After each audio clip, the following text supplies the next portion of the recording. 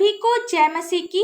आज का ठहराया हुआ पवित्र वचन है लूका रचित सुसमाचार 6 अध्याय का 21 पद, जिसमें लिखा है, धन्य हो तुम जो अब भूखे हो, क्योंकि तृप्त किए जाओगे। धन्य हो तुम जो अब रोते हो, क्योंकि हंसोगे। मेरे प्रियो, परमेश्वर का वचन कहता है, धन्य हो तुम जो अब भूखे हो, क्योंकि तृप्त किए जाओगे। इस वचन में हम देखते हैं कि भूखे शब्द का प्रयोग हमारे हर दिन के भोजन की भूख के विषय में नहीं कहा जा रहा है। इस वचन में भूखे शब्द का प्रयोग परमेश्वर की धार्मिकता की, परमेश्वर के राज्य की खोज के विषय में कहा जा रहा है। परमेश्वर की खोजने की भूख को भूख कहा गया है। जब हम सच्चे मन से परमेश्वर के राज्य की खोज करते हैं या परमेश्वर को खोजते हैं तो परमेश्वर हमें तृप्त करता है। आगे लिखा है, धन्य हो तुम जो दुखी हो, जो रो रहे हो, तुम हंसोगे। आप सभी जानते हैं कि आप क्यों रो रहे हैं। गुनाहों का पश्चाताप करने के लिए, गुनाहों से माफी मांगने के लिए, या इसलिए रो रहे हैं कि आपने कोई गलती की है, उस गलती के कारण आप परीक्षा में पड़ गए हैं, इसलिए आप रो रहे हैं। परमेश्वर से आप माफी मांग रहे हैं, परमेश्वर से आप क्षमा की याचना कर रहे हैं, या कोई समस्या आपके जीवन में हो इसलिए आप रो रहे हैं। परमेश्वर का वचन कहता है, तुम हंसोगे, तुम आनंद करोगे। लूका रचित सुसमाचार 7 अध्याय का 37 पद में हम एक पापनी स्त्री के विषय में देखते हैं। वह पापनी स्त्री संगमरमर के पात्र में इत्र लाई और यीशु मसीह के पास आकर उसके पांव के पास पीछे खड़ी होकर रोती हुई उसके पांव को आंसुओं से भिगोने और अपने सिर के बालों से पोंछने लगी और यीशु के पांव बार बार चूमकर उस पर इत्र मली। वह अपने पापों के लिए पश्चाताप की, आंसू बहाई।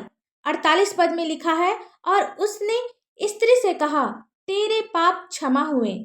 यानी यीशु ने पापनी स्त्री के पाप को क्षमा किया। 50 पद में लिखा है, पर उसने स्त्री से कहा, तेरे विश्वास ने तुझे बचा लिया, कुशल से चली जा। यहाँ हम देखते हैं कि हमारा परमेश्वर पाप को क्षमा करने वाला है। हमें उस पर विश्वास करना है।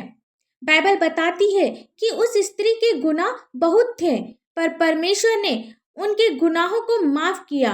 अब वह आनंदित है, खुशियां मना रही है, क्योंकि उसके गुनाह माफ हो गए। आज आप लोग जो अपने जीवन में रो रहे हैं, आंसू बहा रहे हैं, अपने जीवन में दुखी हैं, अपने पापों की क्षमा मांग रहे हैं, तो परमेश्वर आपके दुखों को दूर करेगा। आने वाले दिनों में परमेश्वर आपके आंसुओं को पोंछ डालेगा। आप विश्वास करें और अपने जीवन में आनंद को देखें, अपने जीवन में आश्चर्य कर्मों को देखें, अपने जीवन में आशीष ही आशीष को देखें। आइए हम सब प्रार्थना करें। धन्यवाद धन्यवाद धन्यवाद हो पिता परमेश्वर। Hallelujah hallelujah hallelujah.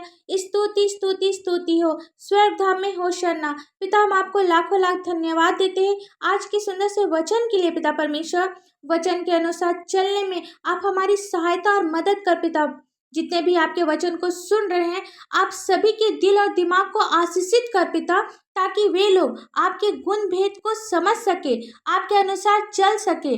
पिता, आपके आज्ञाओं को मानने वाला होने पाए, आपके बताए हुए रास्ते पर चलने वाला होने पाए। पिता, जितने भी लोग आपके वचन को सुन रहे हैं पिता, आप सबों पर अपनी आशीष दे।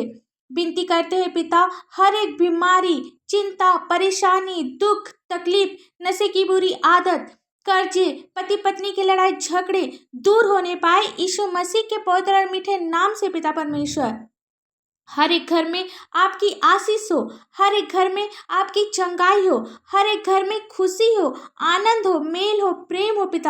पिता, हम प्रार्थना करते हैं पिता, आप प्रत्येक के जीवन में अद्भुत कार्य कर पिता, ताकि प्रत्येक लोग गवाही देने पाए। पिता, जिनकी शादी अभी तक से नहीं हुई है, आप उसे आपका भय मानने वाला एक जीवन साथी दे। पिता परमेश्वर, पिता, जिनके पास कोई संतान नहीं है, आप उसे एक सुंदर से संतान की आशीष दे। पिता, आप रोजगार को खोल। पिता, बिजनेस में आप अपनी आशीष दे। पिता, जिनके पास कोई नौकरी नहीं है, आप उसे एक अच्छी सैलरी वाली नौकरी दे। पिता परमेश्वर, पिता, प्रार्थना करते हैं छोटे बच्चों के लिए पिता, जिस प्रकार वे शारीरिक और मानसिक उन्नति कर रहे हैं, आत्मिक उन्नति करते जाए। पिता, हम प्रार्थना करते हैं जवान लोगों के लिए पिता परमेश्वर, जो संसार की बुराइयों में फंसे हैं पिता।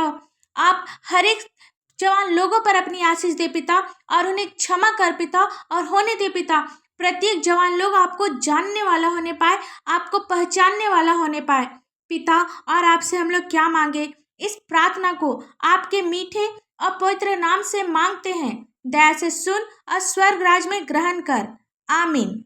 परमेश्वर का यह वचन आप सभी के पास पहुंचे और आशीष का कारण बने, इसके लिए आप हमारे इस चैनल को लाइक, शेयर और सब्सक्राइब करें। धन्यवाद।